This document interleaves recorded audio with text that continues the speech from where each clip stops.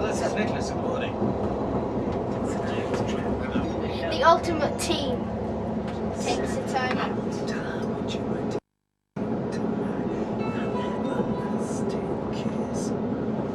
And suddenly Magnus.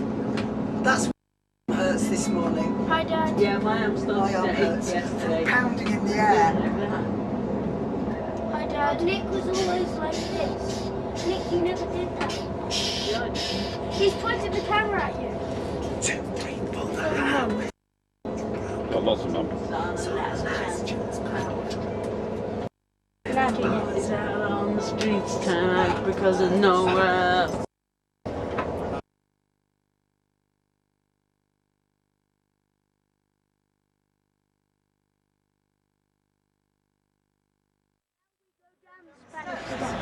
Yeah? Going down the Spanish steps. Oh, you said it was in the top of the Spanish. No, the house like that's what we're looking at. So this is the Spanish Steps. If you up, at least the top of the Spanish Steps. These are the Spanish Steps. Down here, and there somewhere. Ah. Hi Dad. Hi Tom. Hi Dad. He's filming us again. Come on Dad. Right Tom, where are we? We're at the Spanish Steps in Italia/Rome. 2 Dalmatians. Dalmatian's going for a walk. And a dog without it. Just to close, that's what the Spanish Steps look like going up.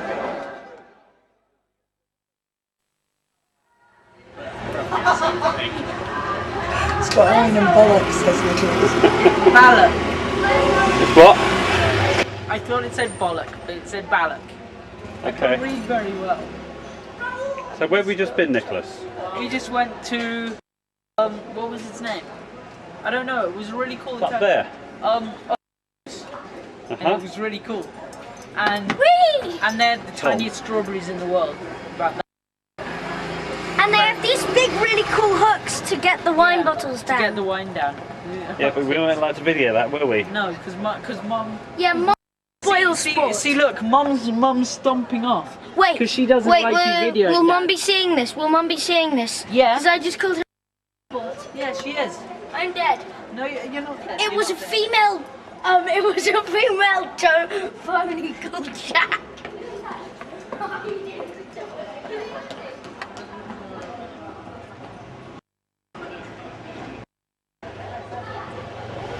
Well, they're gone. They're mad. But there it is. That's our first night in Rome.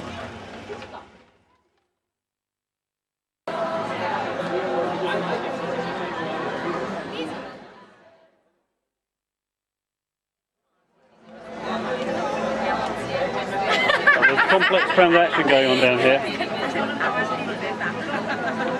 George and Tom want to spend some money, and Mummy's deciding it's too much, so they're giving up. So did they buy it or not? Dad, Does this tell you anything? does that tell you anything? Good. Read. Originally €8 each, got them 3 bracelets for €10. What a bargain. You're good.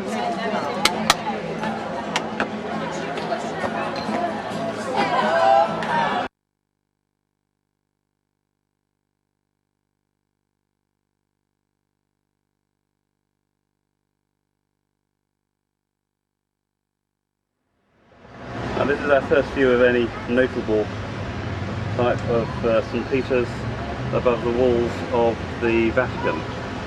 And this is Wednesday 28th May 2003, and we are going over to the Vatican now.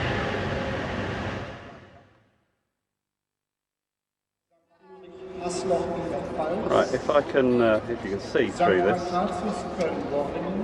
shutter, that is the Pope, who I think is blessing or creating some states. So some from Germany in this ceremony at the Vatican. walked into. And really the foots of St. Peter, the steps of St. Peter's. Die Neuapostolische Gemeinde Darmstadt, Salesianer Don Bosco Let's see if we can get another look at the Pope. und das Collegium Ambrosianum der Darmstadt ihre Angehörigen ein, besonders ihre Kranken und Kinder. Zugleich segnet er auch die Andachtsgegenstände, die sie dafür mitgebracht haben.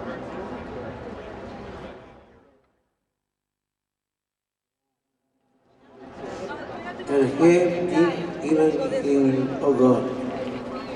Deine Herrlichkeit Here we are in St. Peter's Square where, über as I say, die ganze Erde. some important stuff seems to be going on in this major ceremony here. Vereinigt sich heiliges Lob und freundliche Bitte. And that's the Pope, George, yes. In der Bedrängnis, Rechte der Gläubigen Yeah. mit Gott und dankt für die empfangenen Gaben. Neo Salmo, resultant se unen da esperanza Wait, why aren't we getting into St. Peter's, Andrew? Because there's a pope in the way. sembrar comienza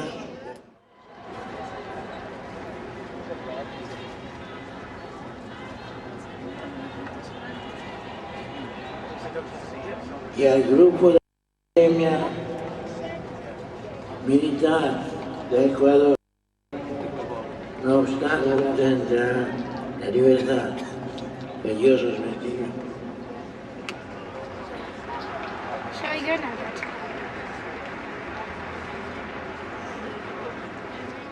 So this is in the Vatican Museum, so we're just about to start the guided tour. The Vatican is a completely independent country, such as the United States of America, United Kingdom, France, Italy, and so on. And the Pope is also the civil governor of the Vatican. The Vatican was established on February 11, 1929. Previously, the Vatican was a district of Rome, now a completely independent country. The word the Vatican comes from the Latin word vaticinium. Vaticinium means oracle. Where now we can see the simplicity. In ancient times, there was there a non-Christian temple. Romans went to know the future, to consult the oracle. This is the origin of the name Vatican, Vaticinium, oracle. Latin was the official language of the ancient city, and the Latin is also today the official language of the Vatican. Here people speak Italian, but all official documents are written here in Latin. Here, the dome of the St. Peter's Basilica. This dome was designed by Michelangelo. Michelangelo Buonarroti was an architect, painter, poet, but especially a sculptor, a real genius of the Renaissance. Michelangelo died in Rome when he was 89 years old, very old. He died in Rome, but he was buried in Florence. The tomb of Michelangelo is located in the church of Florence. The Vatican has an area of 44 square miles. The smallest country existing all over the world. 44 square miles? I hadn't realised it was that big. Could you? So, here the Vatican Garden is based piece of a column of the Emperor Antoninus Pius, 2nd century AD. Of course, this column was originally in another place, and then it was brought here. Now we see the picture gallery of the Vatican. The altarpiece they have in the National Gallery with the Annunciation. In the middle, St. Peter, the keys of the paradise. On the both sides, saints. Everywhere you can see St. Peter with the keys of the paradise. So here, paintings by Giotto and his school.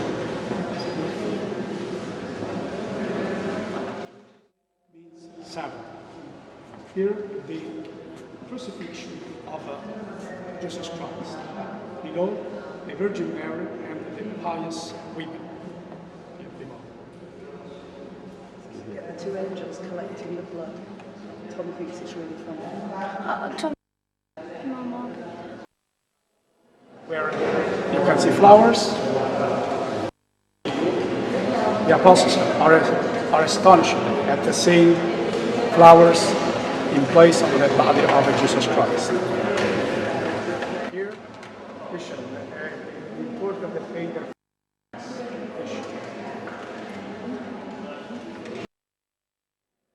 Right, George, what are we looking at? Loud. What's he doing?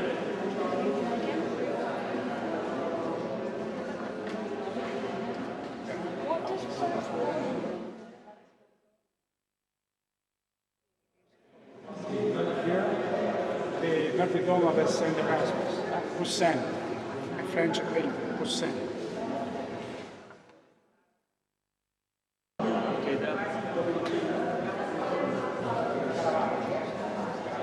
This is a Poussin.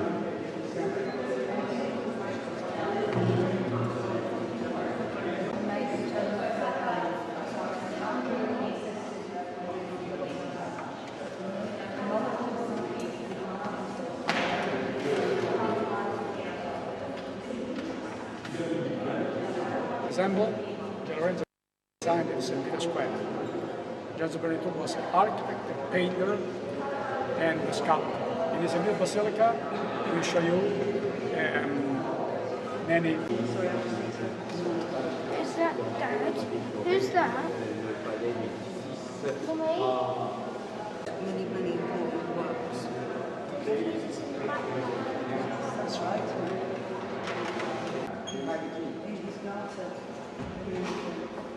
Right, for some reason there's a picture of George IV here.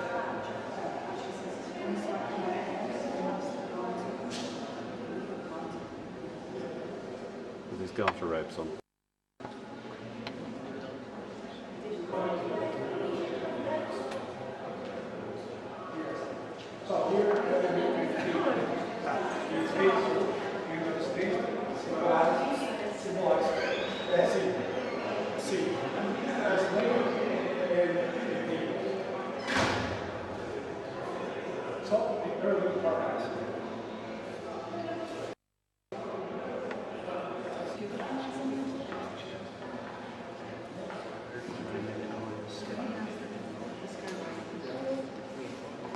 There's some cameras. Silence, boys.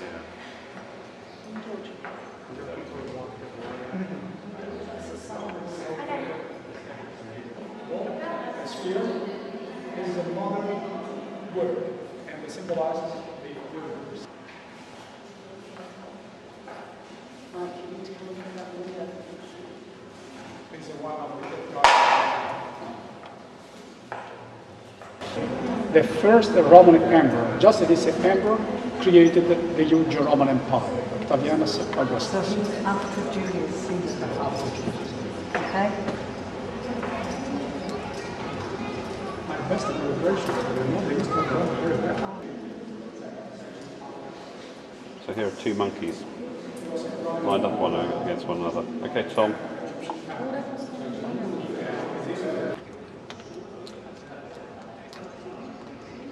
That's a statue of Apollo, which is a copy of a Greek original. Of the ancient world, for rivers. Below, pictures. Many. Concerning the danger of the wooden horse built by Greeks, Athena, with famous statue of the torso del Belvedere. This statue was created by a sculptor of Athens called Apollonius. The statue symbolizes the giant Hercules, the lion's skin. Oh, let's go look round the front. And we'll see what it's like. Anyway, considering anatomical perfection, the statue was also carefully statue. Michelangelo started before all works by Michelangelo are anatomically perfect. Michelangelo said that the picture is already. This is the room of the muses. There's more than I had to see around the front. all around there is statue symbolizing Roman gods and gods and Ambrose. They all originated in the 2nd century. Most statues were destroyed in the century. Statue of Hercules. This bathing tub was in the Domus Aurea. That's a bathing tub. Yes.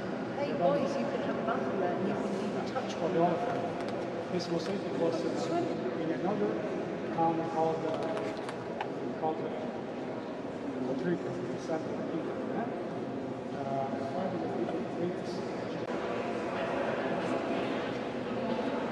So Smiley Sphinx, the Greek, the room of the Greek cross. It has a mosaic. With a Athena with a bit of beer on it. And this is the coffin of the Emperor Constantine's mother and of his daughter.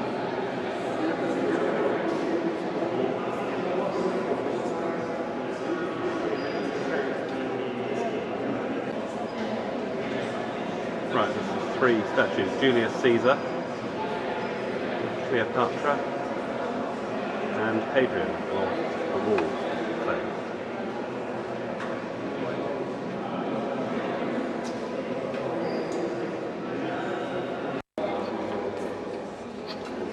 This is the crest of the Medici family,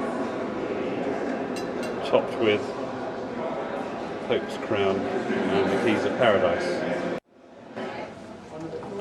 The murder of Julius Caesar.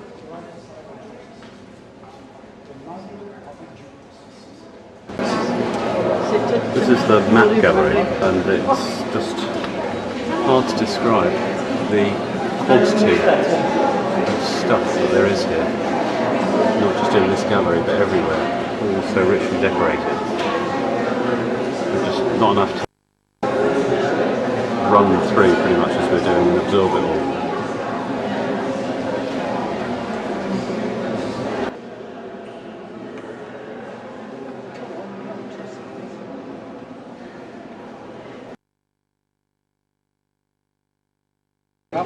Where the apartment of the family of the Pope Julius II.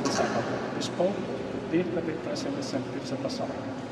This room is dedicated to the life of the Emperor Constantine. The vision of the cross, here the fact that it's not here the baptism of the Constantine.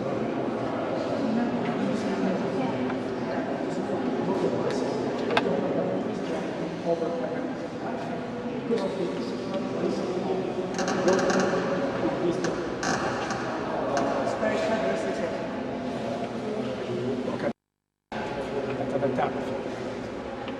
So the first room is decorated by Raphael, and this is cool.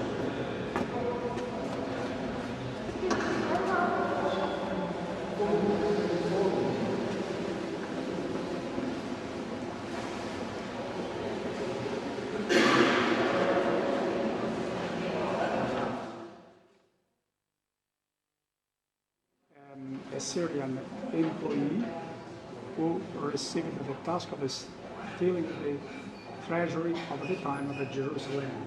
Anyway, now there are scaffoldings here, you can see almost everything. Look at the ceiling, anyway, which was recently restored. Here, the meeting between Attila, the king of the Huns, Attila, and the Pope. So this is the room of the Heliodorus. We utilized it for audiences by the Pope.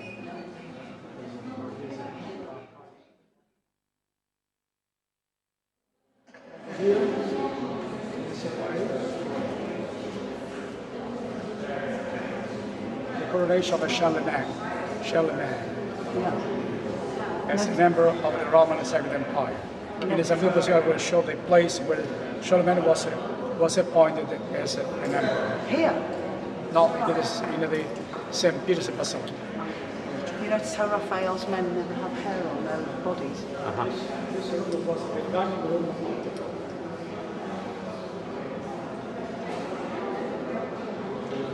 When Raphael paints men, they never have hair on them.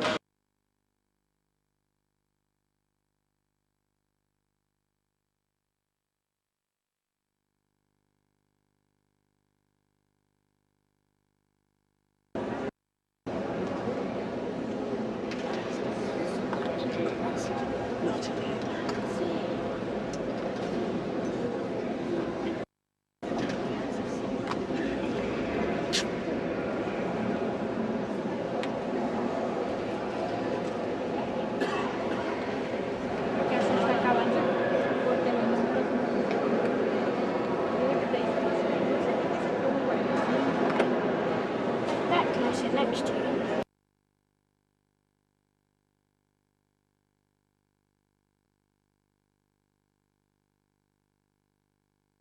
Of the church. The mother is older than her son. Michelangelo lost his mother when he was 6 years old. And according to some historians, the face of the Virgin Mary is a portrait of his mother. People touch the feet of the statue. Now the feet of us are worn out, no more fingers, an ancient tradition. They have to go and touch his feet. Well, they're going to touch St. Peter's feet. We'll just take some general views around the dome of this place. Is absolutely enormous. And down the nave, apparently you can get 60,000 people in here. The scale is really something very impressive.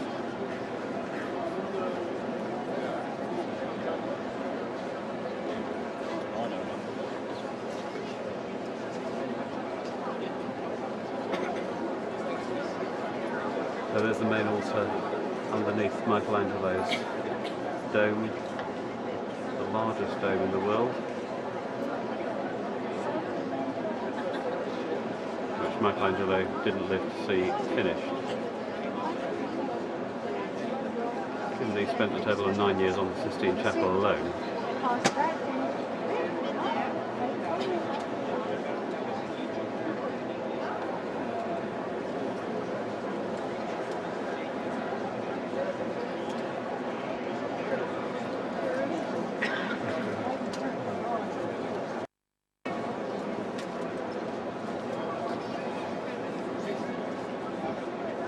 So you touched St. Peter's feet now? Yeah, I touched both. Right. If you touch the left, you have 40 days less in purgatory. St. Peter were designed just by Gian Lorenzo Bernini. I told you that Gian Lorenzo Bernini was an architect, painter, and sculptor.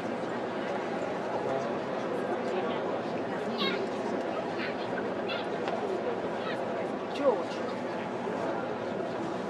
So that's St. Peter's throne. Behind the altar here, which only the Pope can celebrate Mass at. And this is built above the tomb of St. Peter.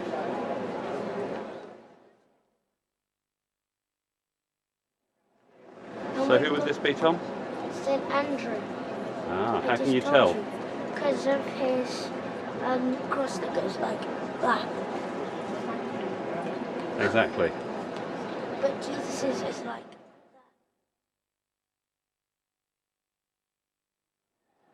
The most modern monument existing in this church. So is this the Sobieski? Yeah. Because she was married to... This is the monument to the Stuart family, the pretenders who came here after they were booted out. Okay, so this is a sort of final view on the way back from the... Oh, this is a good row going on in the background. Final view going back from St. Peter's, and we're going down to Castel Sant'Angelo now.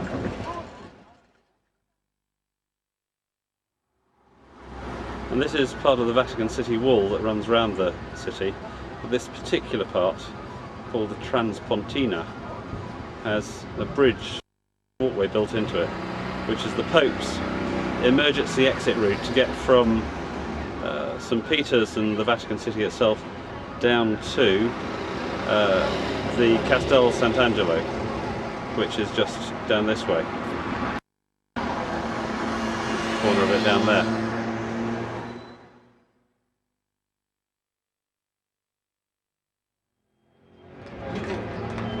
So this is the Castel Sant'Angelo, the fortress of the popes.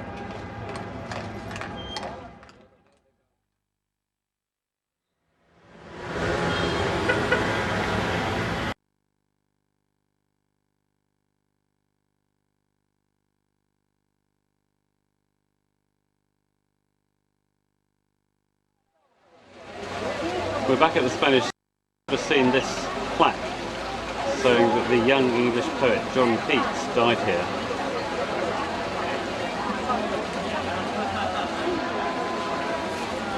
In February 1821, aged 25. So this is the famous Trevi fountains.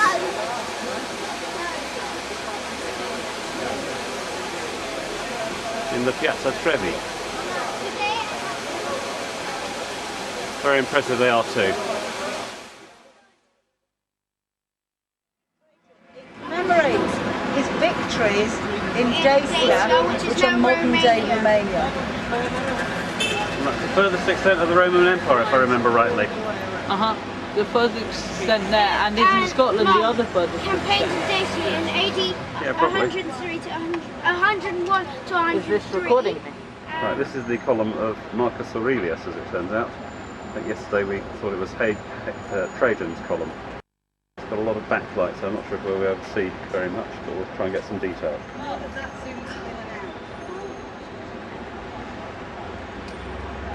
That's the list of his victories in Germany. And the relief all the way up. Column there. See what is now a statue of St. Paul on the top, put there by Pope Sixtus V.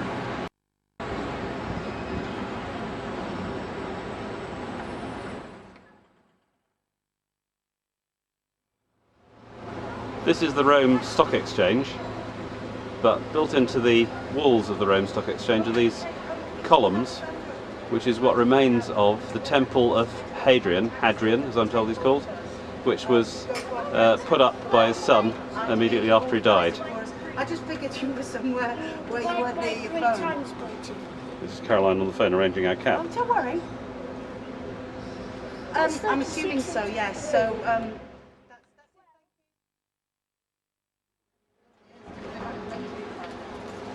Right, this is the Pantheon, first built by Marcus Agrippa in about BC 34, and then rebuilt by Hadrian in AD 156, and then subsequently made in from a temple to all the gods, made into a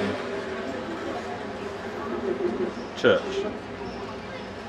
in about 450.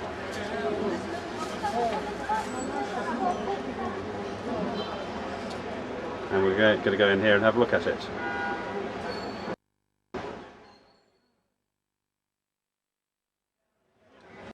This is the Pantheon Square. Lots of cute cafes and stalls, no doubt overpriced. And another Egyptian obelisk. And there are 13 of these. 13. I think we must have seen all of them. I've seen so many, haven't we?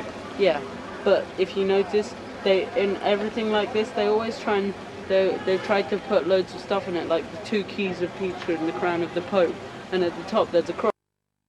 That's right. So they convert it all, don't they? Yeah, like Marcus Aurelius, they took the statue of Marcus Aurelius up and put on St. Paul. So I think the Romans, after their pagan era, must have been very, very, very. Look, we've all converted now.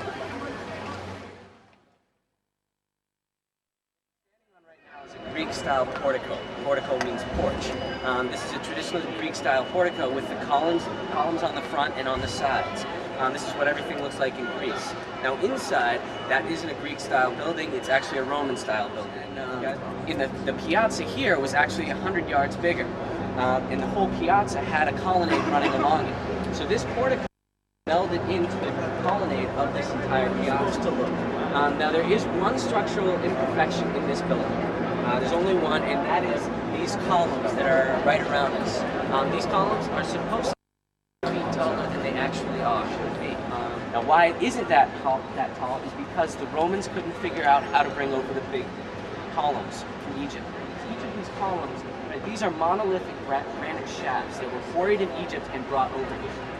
And what they did was they quarried it in Egypt, they cut it in Egypt, and then put it on about 3 or 4 barges on the Nile. And the reason they don't have the tall columns is because they couldn't figure out how to bring them over. The Pantheon, which is a shrine to all gods. Why did the Romans need a shrine to all gods? They said, look, if you join the Roman Empire, not only will you be part of this big, huge thing, we will also take your gods and worship them alongside ours. Make one sacrifice to all the gods and have a whole lot more free time to what the Bacchian feast you're going to go to later on in the day, or if you have political aspirations, how you can get everybody but this was the first one to that shop, and then it converted directly into a church in 608. Because, like I said, this building is one of the continuous buildings in the world, one of the oldest. The Catholic Church, normally what they would do is they would try to knock it down and then build a church on its site. Here they didn't do that because they loved this building so much. In 608, this building was imperial property. It belonged to the Byzantine Emperor Phocas. Pope Boniface IV was the Pope at the time, and he said, look, I really want the Pantheon, we have this as a church. So he said, I don't know, you're going to have to give me something to do this. And they said, all right, we'll build you a column. And we're not standing in the Pantheon, we're actually standing inside the Church of St. Mary, the Church of St. Mary and all the saints and martyrs. So, now it's a church. Everybody's respected this so much. The Renaissance, people love this building a ton. Michelangelo, all those guys stayed because you're king. Go away for 40 years, obviously people are going to move in. But they're trying to figure something out about where they're going to live. Now, Raphael is buried right over here. People are looking at his sarcophagus. In Latin, sarcophagus. The problem is that he was gaisly married for his entire life. Never been properly gaisly. Breaks off the engagement, this is all their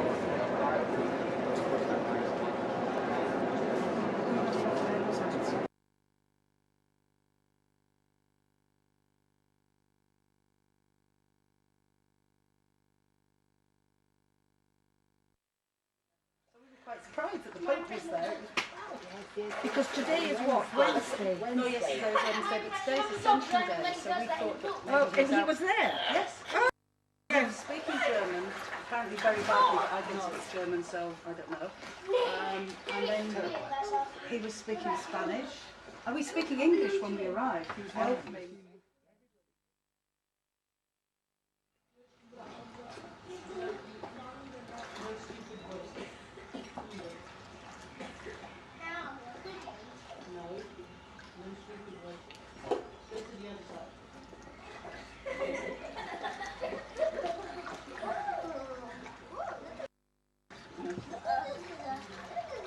No stupid voices. Can we turn away?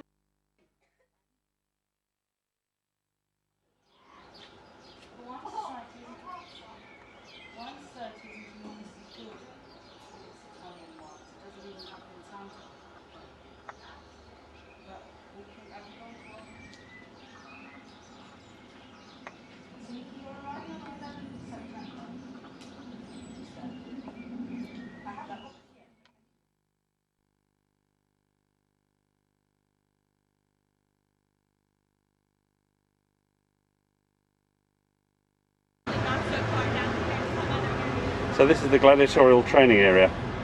These are gladiators' huts. Training ground.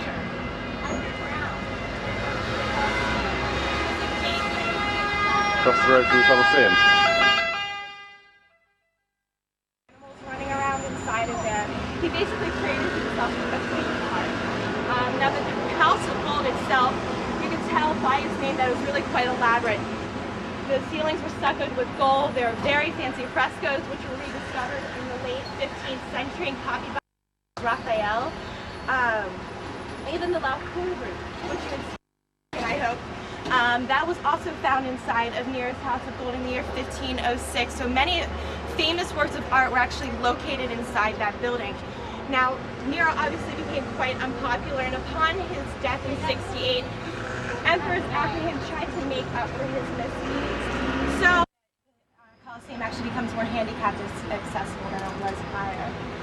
But if you take a look, if you see the parts with the pockholes in them, those are actually original stones that have remained in place as a part of the Colosseum. Now the Colosseum itself measures 617 feet by 513 feet.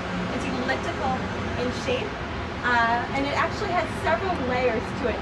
This actually used to work its way around this outer wall right here, because what you had set inside of the colonnades on the bottom here were shops, restaurants. Some people say it was also a vomitorium. Can any of you figure out what that means? Yes. A lot of the wealthy during the games were known to gorge themselves and just eat themselves silly, and it was said that they would go to the vomitorium and cleanse themselves. And other people have, on the very bottom you have the most simple order of columns known as the Doric. And what the Doric is you basically just have a square capital and a square base. The second level, you have the Ionic, and that's marked off by the scrolls. If you see that on the second level. The third level is you have the Corinthian, that's made out of acanthus leaves. And we'll be taking a look at actual acanthus leaves inside of the room of the Colosseum out in Los Angeles, which has taken its name. But what we have set around the building itself are actually 80 different gates. 76 were designated for public use. One on this side over here was dedicated for the gladiators to come in from their training ground, which we had taken a look at. Two on the other side were designated for the exit of the gladiators. Now one was called the Sana Viva, which meant for those who exited healthy and alive. The other one was designated for those who exited dead. And generally their bodies were just thrown into the Tiber River. Now the other gate, which now see a little bit of a cupola, and apes kind of set in the back over there, you did have a colossal bronze statue of Nero. Now that was part of his Domus Aurea complex. The statue itself was 120 feet tall. It was absolutely enormous, and it was known as the Colossus. And so the Colosseum actually ended up taking the name from that particular statue. Now Nero had basically fashioned the statue to have his face and then basically look like Apollo the sun. This is the Arch of Constantine, which we're going to have a look at now and learn some more about from Vicky.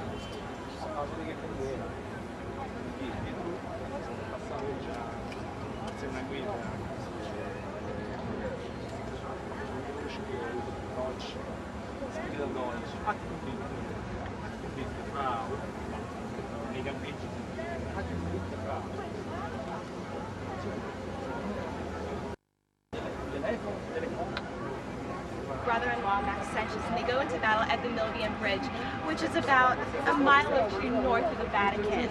Now what happens is the night before the battle, Constantine has a dream, and in that dream he sees a vision in the sky. It's a vision of the Cairo, and what that is actually an ancient Christian symbol. It's an X with a P-like figure coming through towards the center of it.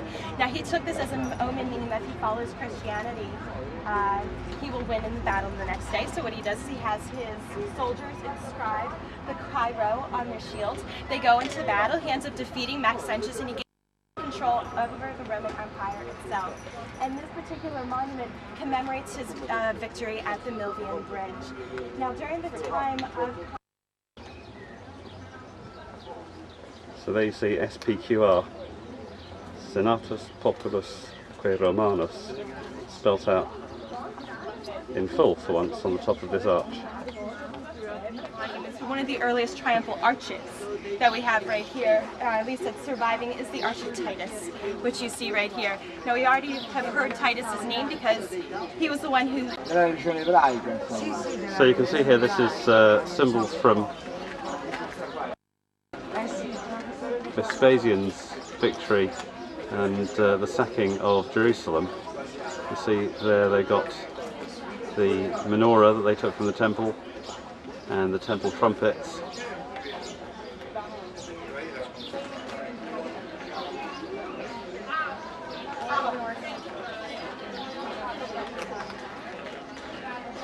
Marked off by columns, and then you had aisles set up to either side. Now this one here was the Basilica of Maxentius. It was the last of the major basilicas created here in the Roman Forum around the year 305 AD.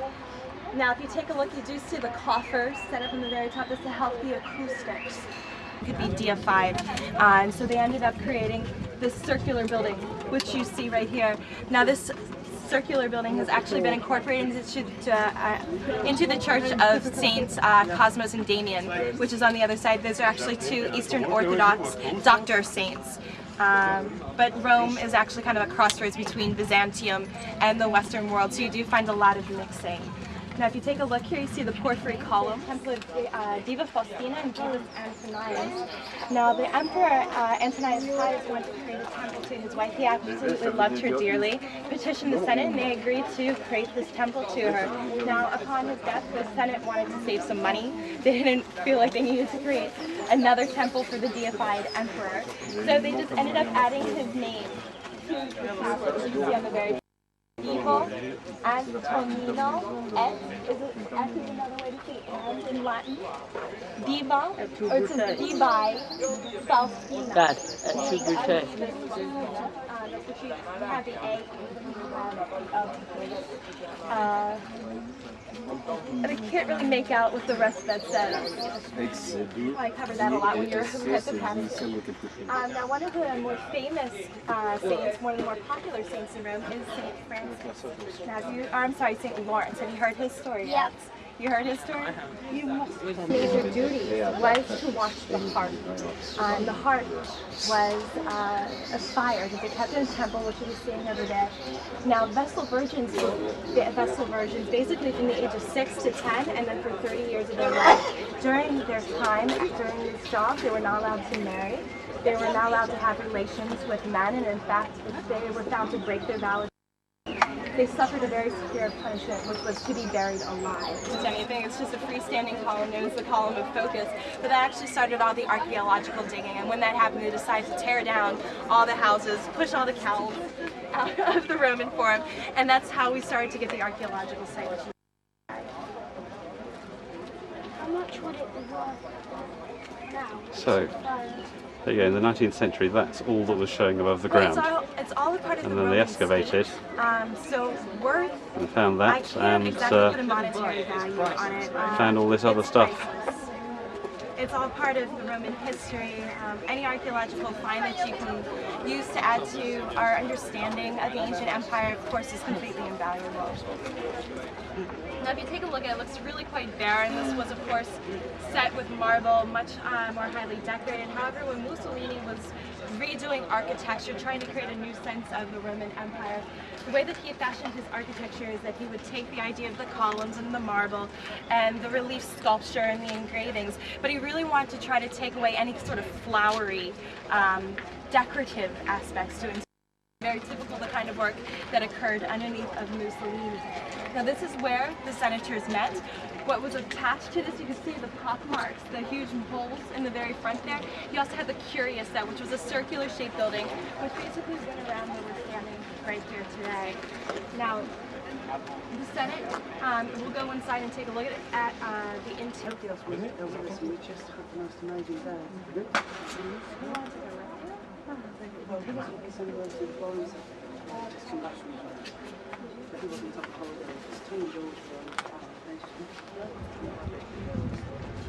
So this is a general view around the forum area from the steps of the Senate House.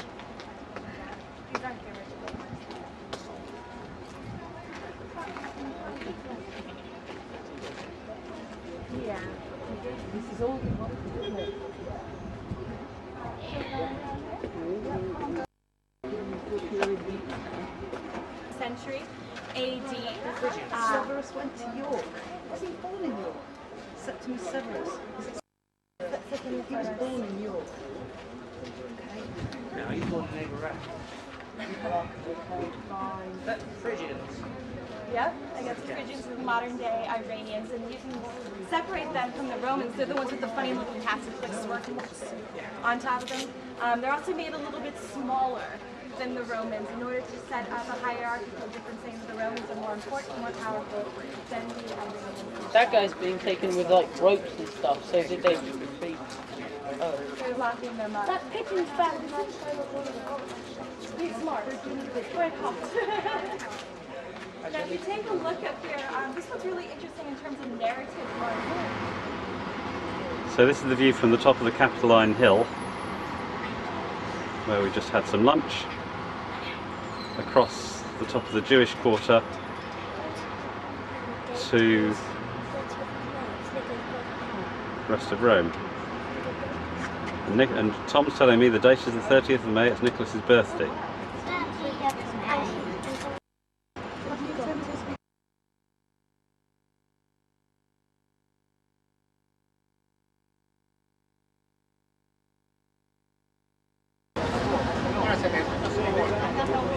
This is the monument to Victor Emmanuel II, the first king of a united Italy.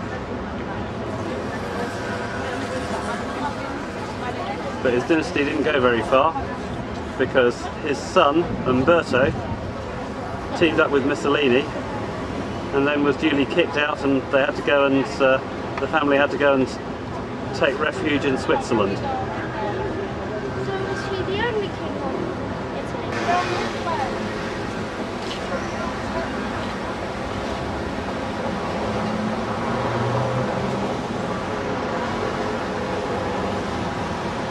Here we are at the monument looking over towards Trajan's Column, the right Trajan's Column this time, with a statue of St. Peter on the top now.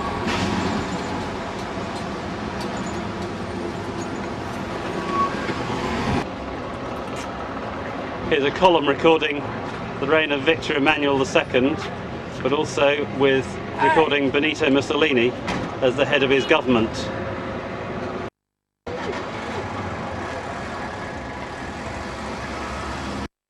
Shops and some offices, and it was actually much bigger than this. That is the distance, is the whole thing. If you get me the guidebook, I'll read you what the guidebook says. No, just give us a drift. But that was it. And it's one of the wonders of the ancient world. And this is Trajan's Markets. Trajan's Markets even. So there's a door that only about 50% of the people who entered it are alive again, because that's the gateway to the arena of the Colosseum.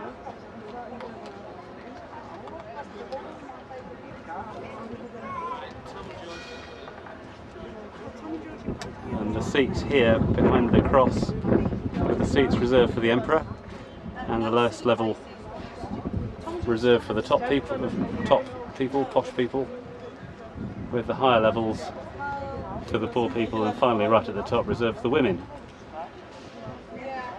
Literally a stratified society. And we're now standing at the arena or deck level, and this is the works underneath the deck level, which is where the animals were kept in cages and so on, and had quite a complicated underground structure. And the cages were like on winches, and were winched up and appeared through trapdoors at deck level and bounced into the arena. Okay, here's George and Tom the gladiators, men in sandals, fighting it out in the Colosseum. Oh! So here's the view from like the top rank of the Colosseum balcony, looking down onto the arena,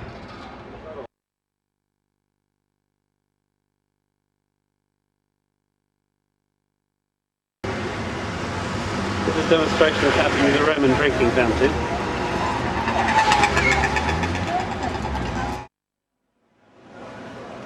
This is the Piazza Navona, where we come on the night of Nicholas's 13th birthday. Here's Nicholas, the 13-year-old.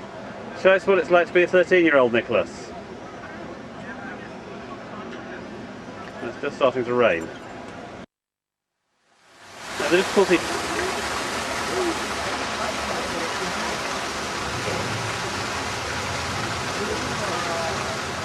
Designed by Borromini, and the fountain was designed by Bernini, and the story goes that Bernini was so fearful of Borromini's work, i.e. that the church would collapse, that the figures are cringing when they look at the church. In actual fact, there's no basis to this because the fountain was up long before the church was up, but it's a good story. So the figure cringing, so you can see the point. Okay, and this stadium, this piazza, follows the shape of Domitian's Stadium, Dad, have you seen the which Windsor? once stood on this site. What? And some of the arches are visible. Are you listening? No. Beneath the church of Sant'Agnese in Agone. And the Agones were the athletics contests which were held in this stadium, and it could seat 3,000 people. And the word Navona, so the Piazza Navona, is thought to be a corruption of in Agone. Why is this Star Wars music? And this is the church of Santa Maria, which I think I've just about got enough time to have a look inside.